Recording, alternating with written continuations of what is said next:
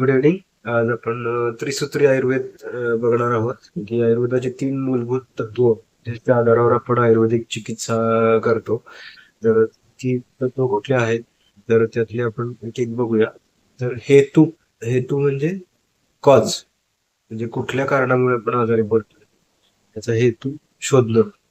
म्हणजे त्यातलं एक तत्व म्हणजे त्रिसूत्री आयुर्वेदातलं एक तत्व म्हणजे हेतू. तर रोगाची उत्पत्ती कशापासून झाली किंवा त्याची मूळ कारणे काय होती, याचा अभ्यास ह्याच्यामध्ये केला जातो.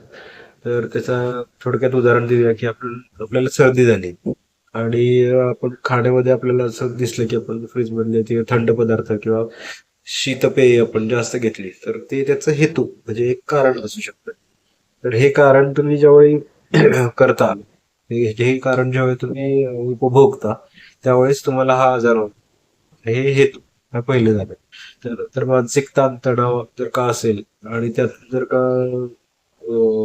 मनोरुग्ण झाले, तर मानसिक ताणतणाव किंवा डेली स्ट्रेस हे मनोरुग्णाचा आजारपणाचा एक हेतू झाला, असं थोडक्यात आपण समजून घेऊ शकतो. त्यानंतर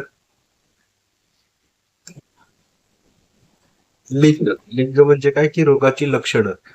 तर हेतू आपल्याला कळला की हेतू काय आहे.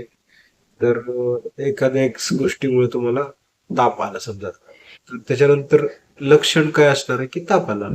तर हे लिंग, ज्याला आपण लक्षण असं म्हणतो. तर रोगांची ओळख पटवण्यासाठी किंवा डायग्नोसिस साठी आपल्याला हे लिंग हे अतिशय महत्वाचं आहे.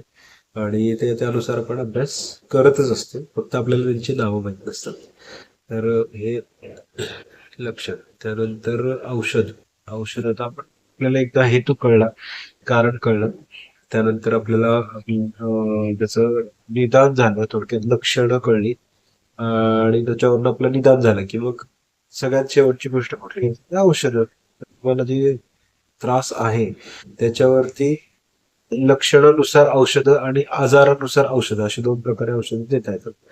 तर ते आपण औषधं म्हणजे हे तिसरं सूत्र आहे आयुर्वेदातलं. त्रिसूत्री आयुर्वेदाचं तिसरं सूत्र आहे औषध.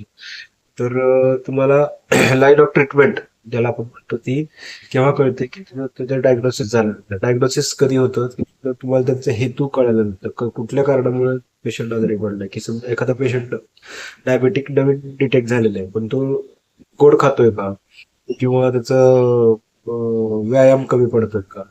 तर ह्या सगळ्या गोष्टीवर तुम्हाला त्याचं निदान निदान आणि त्यानंतर लक्षण. आणि हे सगळं झाल्यानंतर तुम्हाला काय पहिलं काय की हेतू त्याचे बंद करावे लागतात. म्हणजे जर का गोड खात असेल तर गोड बंद करावं लागतं, सिंपल गोष्ट आहे. त्यानंतर व्यायाम करत नसेल तर व्यायाम करावा लागतो. डायबेटिक लोकांनी व्यायाम करणं हे अतिशय आवश्यक, किंवा गोड न खाणं हे अतिशय आवश्यक आहे. तर हे औषधाच्या आधी तुमचं आहे की निदान परिवर्जन. जे झालेलं, ज्याच्यामुळे जे झालेलं आहे ते तुम्ही पहिलं अवॉइड केलं की तुमचं निम्म काम तिथं ट्रीटमेंट मध्ये होऊन जातं. तर हेतू हेतू किंवा निदान परिवर्जन हे आपल्याला करता येतं केव्हा, जेव्हा निदान झालेलं असतं तेव्हा. तर ह्याच्यामध्ये आपण औषधांमध्ये काय करतो की पंचकर्म, आहार विहार, लाईफस्टाईल मॉडिफिकेशन, त्यानंतर आयुर्वेदिक औषधं, काढे, गुटीवटी, ह्या सगळ्यांचा आपण एक कॉम्बिनेशन पेशंटला देतो, पेशंट बरा.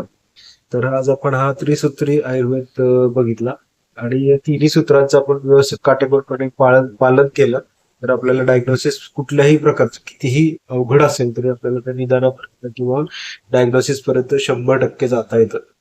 हे आता मी 18 वर्ष प्रॅक्टिस करून हे आता मला तुम्हाला सांगू शकतो ठामपणे की ह्या बेसिक 3 गोष्टी तुम्ही जर का अभ्यासल्या तर तुम्हाला निदानापर्यंत जाऊन त्याच्या औषधांची योजना तुम्हाला परफेक्शनली करता येते. Thank you so much.